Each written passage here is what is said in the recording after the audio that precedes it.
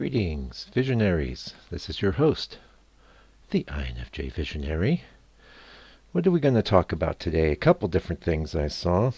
I like to scan the old homepage of the place where I post these. I saw quite a few INFJ partner videos, and I've talked a little bit about that. And unlike maybe some of you, I've had partners. I had one partner for 20 years, and I'm going on 15 with my current partner, and I fully expect to just be with her until I'm dead. So, but I have observed the modern milieu.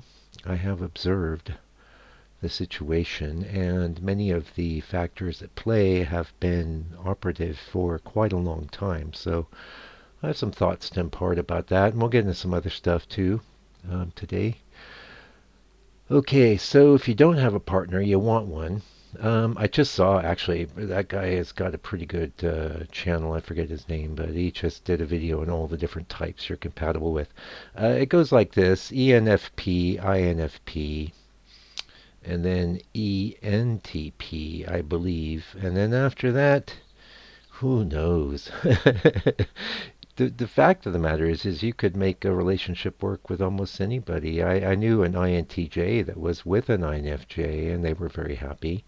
I've tended to, well, I've been great friends with several INTJs, but I've also conflicted with them. So I don't know if that would be a great match. But above and beyond type, it's more your outlook. If you don't have a partner and you want a partner, what are you going to do? I don't think the online sites are very good.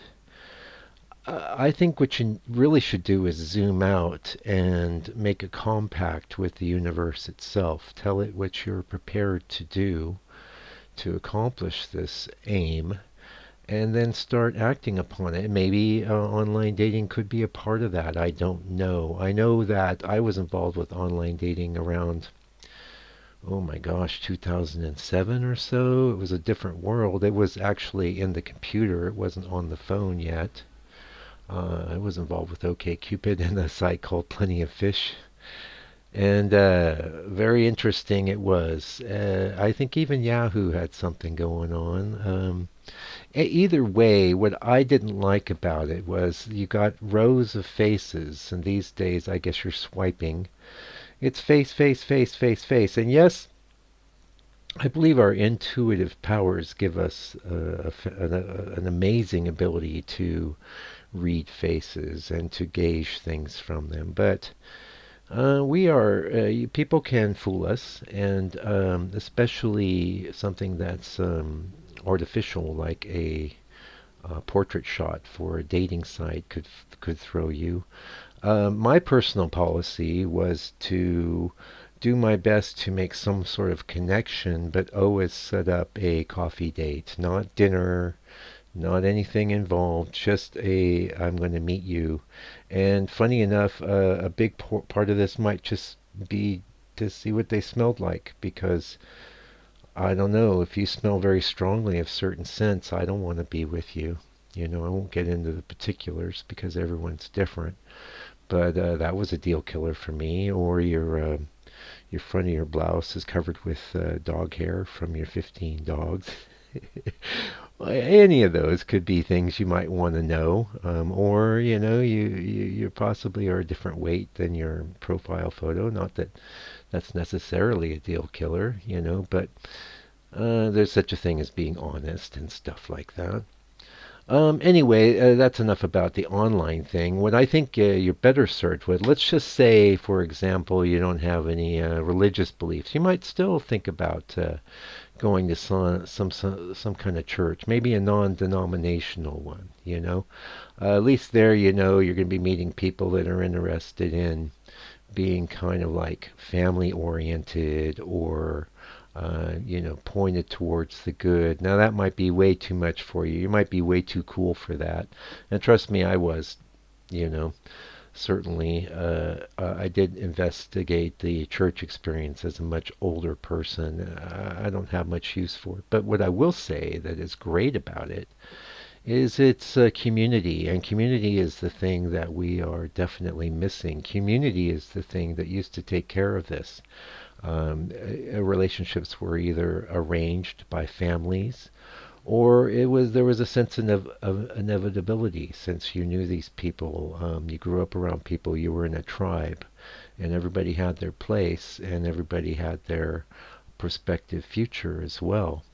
We don't have any of that. We all have to create ourselves every single day. And you might go, well, that's not true, visionary. I'm not able to break out of the morass I'm in. I'm not really creating this. You are creating it. But if it's not serving you, the way you're creating it is with the patterns that you are adopting and accepting, and not changing. So, and now don't get me wrong, we have some videos here about self-improvement and all that. I'm not the type of visionary that's going to tell you that you got to be positive all the time.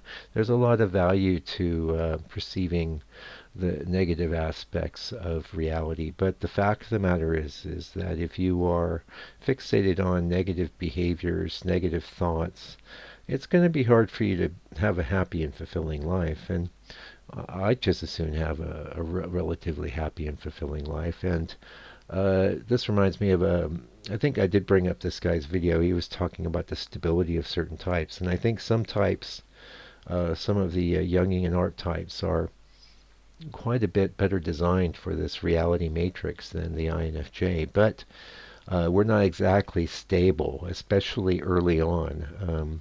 And I touched on this, and maybe it was the last broadcast, but Ren was talking about, as well as his fellow Tom, about one of our primary issues as INFJs being misunderstood as children by our parents. That very first foundational relationship set up a sort of discord that would resonate through your life and drive you towards certain aims.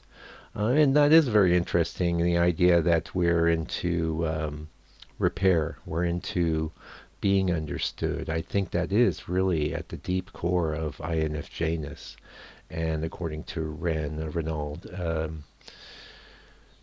it's not just us; it's the INTJs as well. Now I don't know them. I don't know any INTJs intimately. I've known some as acquaintances and almost friends, so I don't like to speak about them with any real. I can't speak about them with any real authority, so I won't. Um, yeah, the make your compact with the universe that you want someone in your life, and that you're willing to do things to make that happen, and then proceed along your. Don't make huge plans, make small changes, and be okay with what is. Don't ever wait to be happy. Don't ever wait to be fulfilled, because each moment that you live and you breathe could be your last. And life is valuable regardless of whether you have someone to share it with, moment to moment. And as I said, I've been in some fulfilling relationships in my life. My current relationship is amazing, and it's a wonderful marriage, really. And so I'm not a lonely person because I don't have companionship. But there's other problems with relationships too. Maybe you've got the companionship, but you're not compatible. Like the thing they want to do is not the thing you want to do. The show you want to watch is not the show they want to watch, and so on and so forth. The friends and people you want to associate with, they don't like them. That's going to be some unhappiness there. So don't be so lonely that you'll just pick up on anybody. And I think men have more of a tendency in this regard, since I honestly believe women do the choosing. If a woman decides she finds you attractive, then you have a shot. If she doesn't, it doesn't matter what you do. You could shower her with gifts. Maybe you could be very, very wealthy, and she decides that it's going to be a contractual sort of thing. But do you want that? You don't want that. And you're probably not a billionaire listening to the INFJ visionary here, although you never know. Anyway, that's it for this broadcast. I hope you got something from it, and I will be back, God willing, in a couple of days. And until I do come back, INFJ, please keep on keeping on.